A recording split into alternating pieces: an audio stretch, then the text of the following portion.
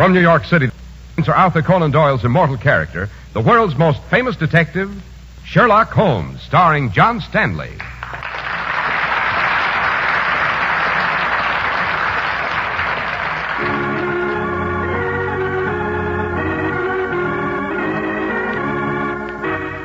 This week's story, The Adventure of the Blue Carbuncle. Just look at that precious stone, Watson. Yes, Holmes. Incredibly beautiful. So pure. So brilliant. Quite.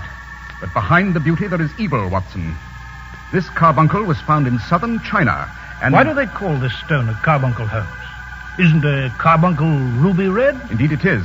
But this is blue, and the rarity of it has given it a sinister history. For the sake of it, there have been several robberies, an acid throwing, a suicide, and 2 murders.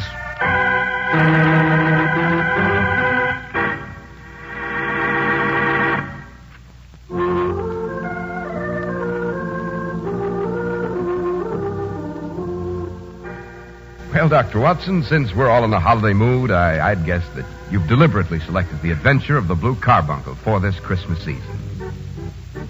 Indeed I have, Mr. Harris. The adventure was both a Christmas tale and a most intriguing crime. It was Christmas morning.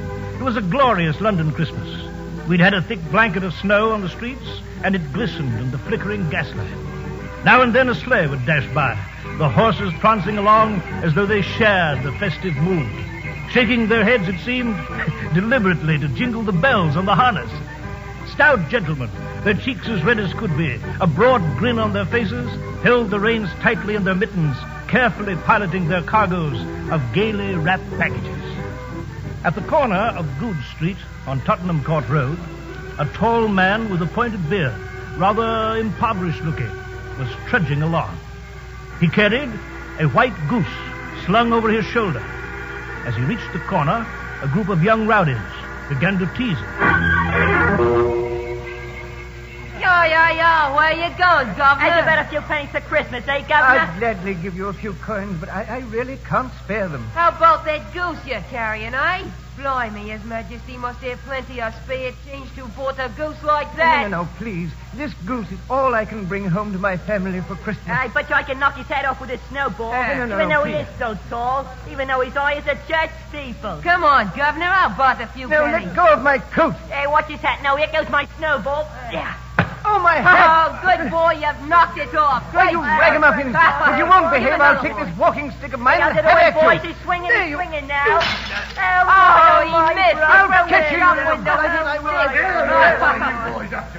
You leave that poor chap at a fine way to get at Christmas time. Now be off with you, be off. Thank you, sir. Thank you. Not at all. My name is Peterson. Good heavens. The police. And I've broken that window. Thank you for assisting me, sir. A Merry Christmas to you, sir. Oh, wait, you left your hat there on the snow and you dropped your goose. Come back here. Come back.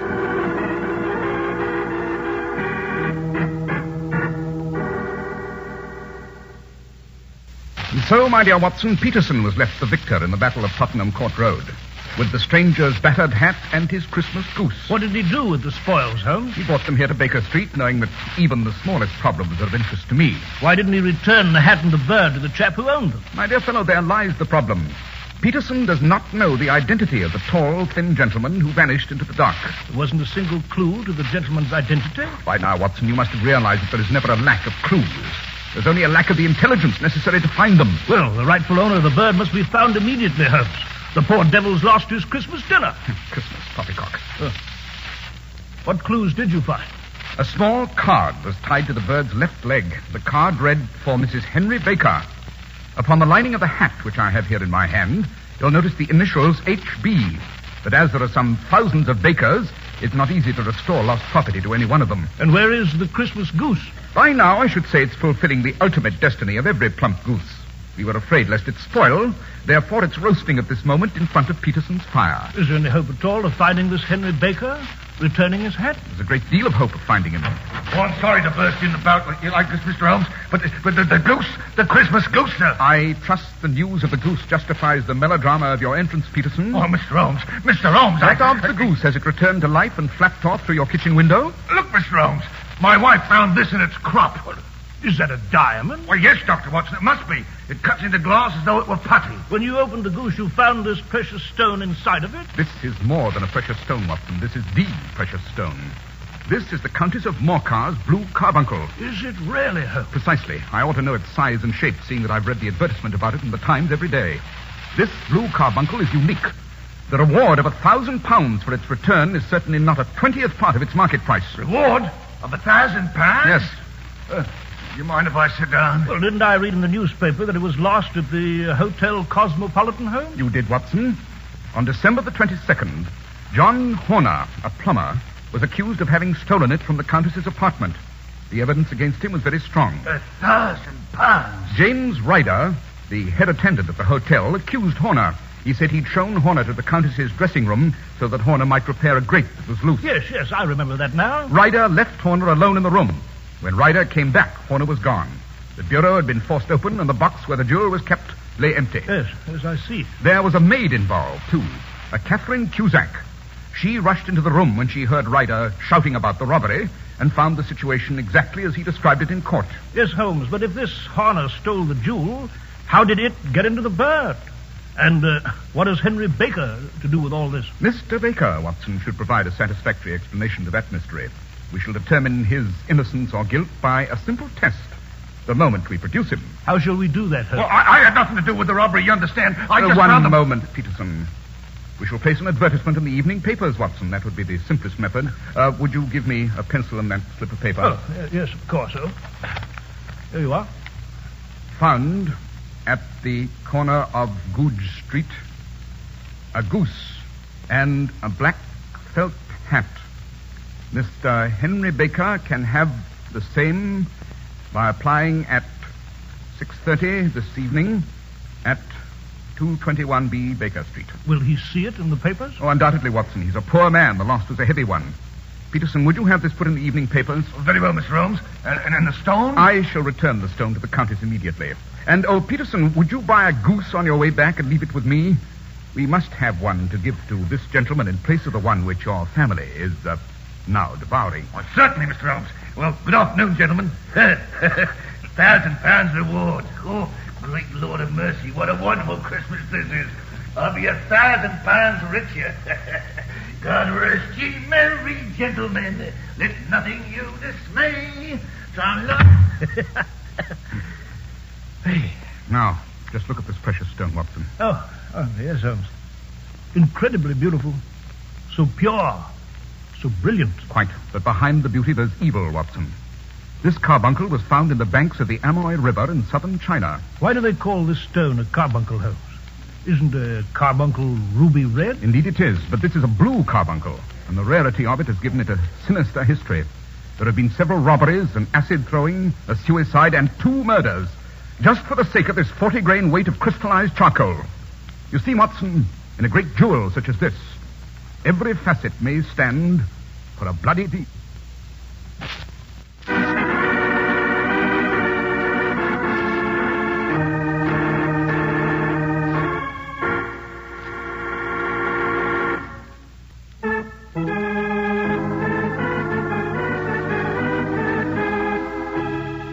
Well, Dr. Watson, shall we return to the story of the criminal who stole the blue carbuncle? Most certainly, Mr. Harris. I returned to Holmes's room later that evening to find Holmes with Mr. Henry Baker, the gentleman who'd lost his hat and his Christmas goose, who had appeared in response to the advertisement. About your bird, Mr. Baker.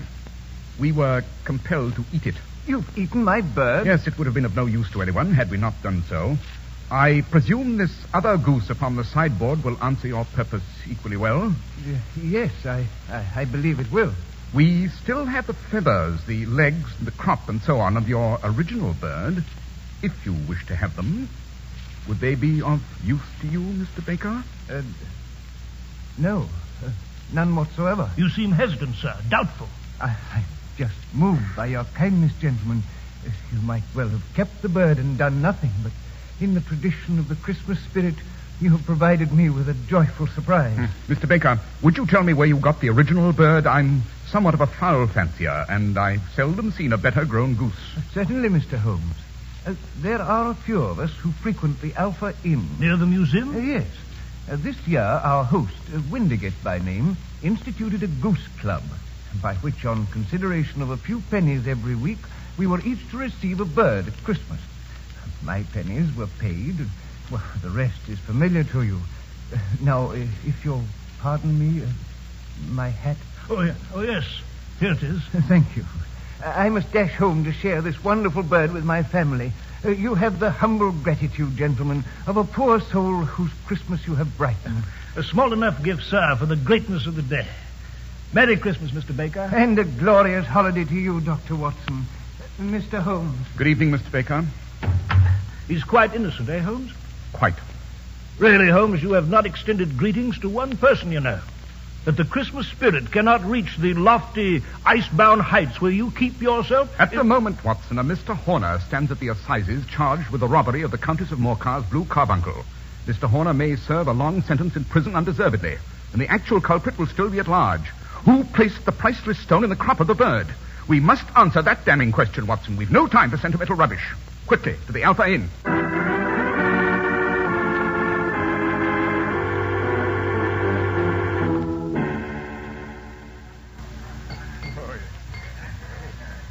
There's the landlord of this inn at the bar, Holmes. A red-faced chap in the white apron.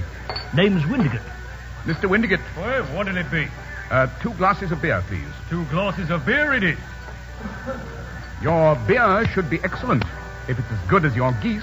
My geese? Yes, I was speaking only half an hour ago to Mr. Henry Baker, who's a member of your goose club. Oh, but them's not our geese. Indeed? Then whose are they? Oh, I got 2 dozen of them from a salesman in Covent Garden. I know some of those salesmen. Which one was it? Well, let me see now. His name was, oh, yes, Breckenridge. Breckenridge. Thank you, sir.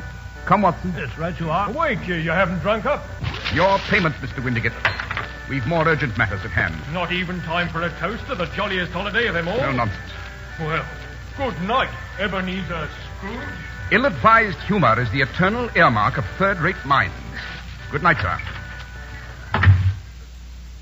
By Jove, Holmes, even old Windigott's caught the spirit of the day.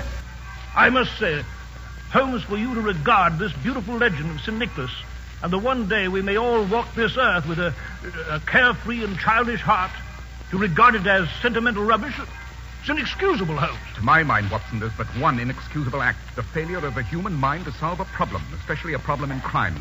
You must fetch a cab and race to Covent Garden Market. This salesman, this Breckenridge, he holds the solution to the riddle of the stolen jewel.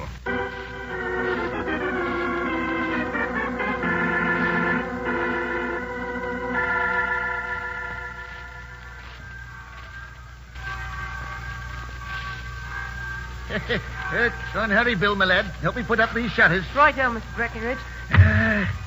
You hear those church bells, Bill, my lad? I do, Mr. Breckenridge. It's the sweetest music a man could ever hear. Church bells at Christmas time.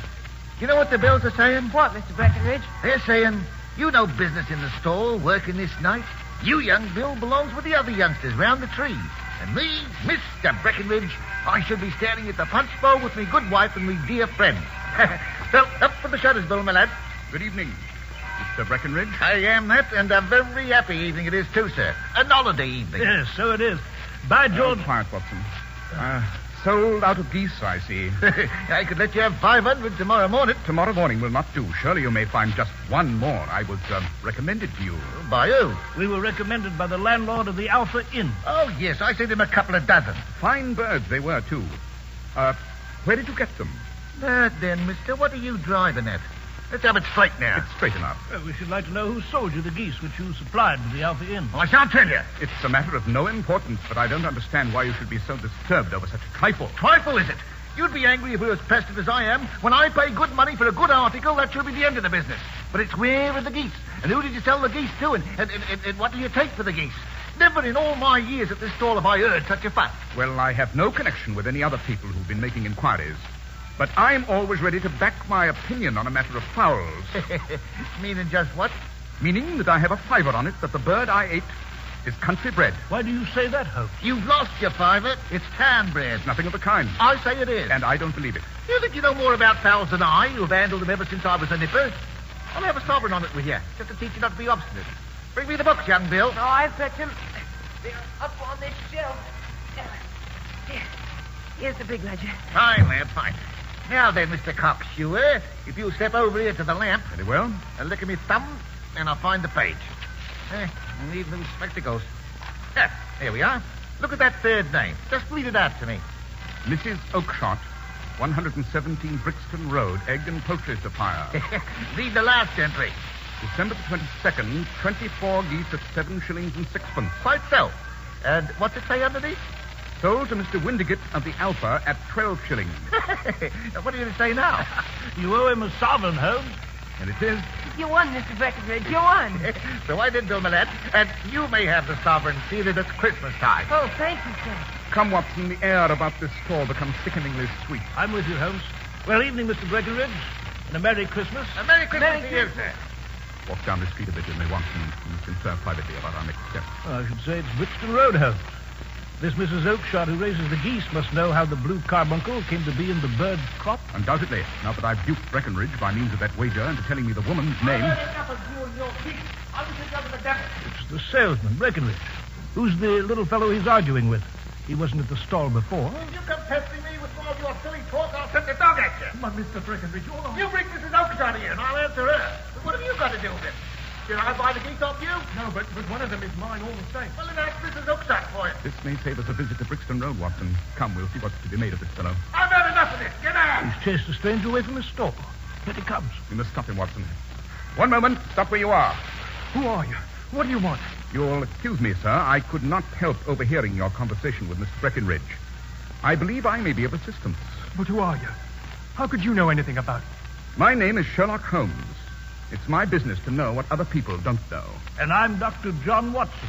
You, sir, are endeavoring to trace some geese which were sold by Mrs. Oakshott to Mr. Breckenridge at the stall down the street. The geese were sold in turn to Mr. Windigate at the Alpha Inn and then to Mr. Henry Baker. Then you do know about it. You can help me? Of course I can. Your name, sir?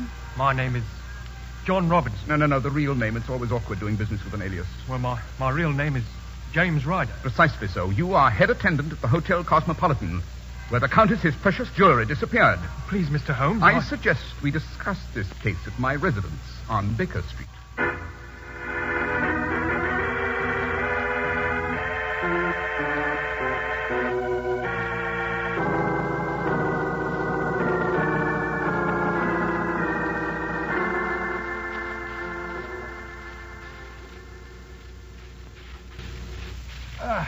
This is more like it. Oh, that fire's very cozy. Mr. Ryder, I've invited you here to Baker Street because you want to know what became of those geese. I want to know desperately, Mr. Holmes. You are concerned, Mr. Ryder, with one bird, white, with a black bar across the tail. You know about it? Can you tell me where it is? It came here. Here? Yes. And it laid an egg after it was dead. The prettiest, brightest blue egg. I have it here in my strongbox.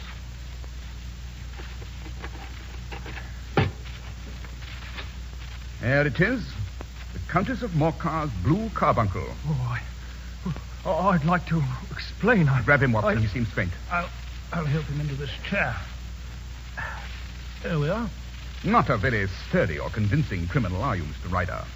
You've heard, of course, of this blue stone? It was Catherine Cusack who told me about it. Yes, I see. Her ladyship's maid. You knew this man Horner had a criminal record, that it'd be easy to point suspicion toward him. You and the lady's maid managed to have Horner the plumber sent for. After he left, you rifled the jewel case, raised the alarm, and had him arrested. Mr. Holmes, I never went wrong before. I never will again. Don't bring this into court. It's all very well to be contrite now, Mr. Ryder. But you thought little enough of poor Horner in the dock for a crime of which he knew nothing. I'll leave the country, Mr. Holmes. The charge against him will break down. We still haven't had an account of how the precious stone got into the goose's crop, Holmes. Yes, Watson. Well, Mr. Ryder, you beg forgiveness, but you do not explain very much. Yes, I'll tell you. After I'd taken the stone, I knew there was no place about the hotel where it would be safe, so I've a friend, Maudsley by name. He served time in Pentonville. He knows the ways of thieves, and I counted upon Maudsley to help me turn the stone into money.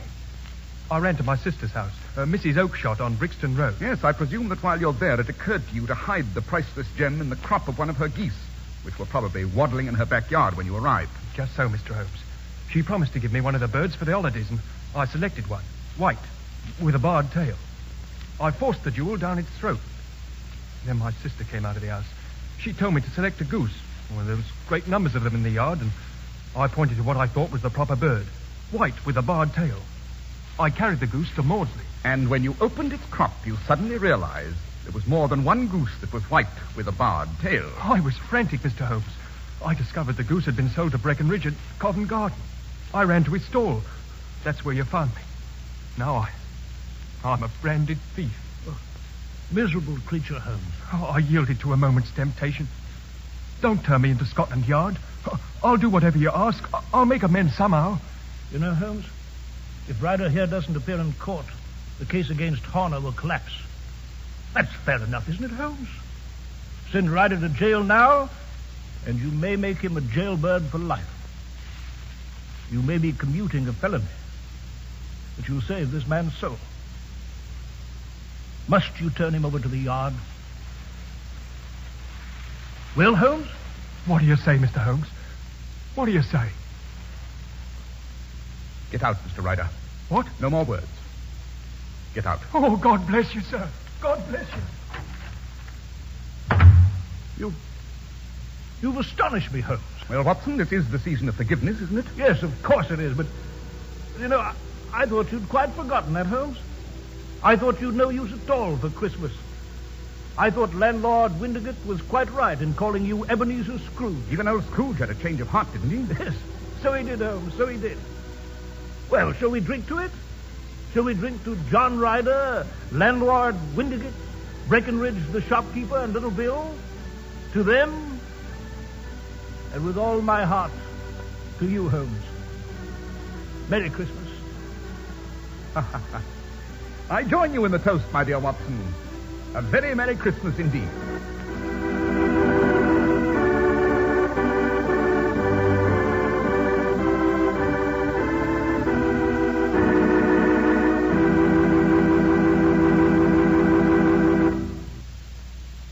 Well, Dr. Watson, the adventure of the Blue Carbuncle was a very charming and appropriate story.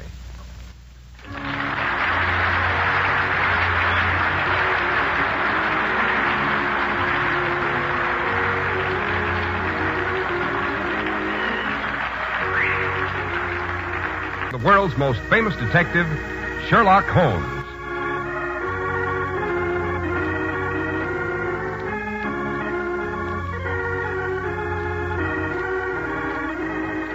Our stories are based upon the character Sherlock Holmes, created by Sir Arthur Conan Doyle, and the program is produced and directed by Basil Loughlin. Sherlock Holmes is played by John Stanley, Dr. Watson by George Spelvin. This week's story was written by Howard Merrill with special music by Albert Furman.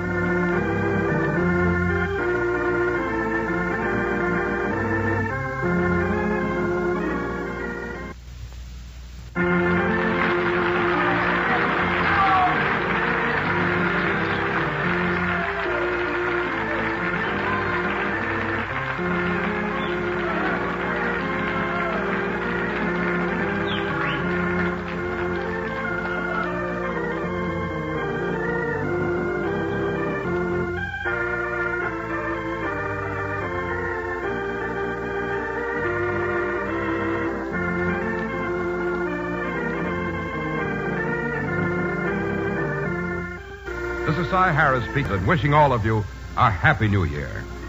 This is the Mutual Broadcasting System.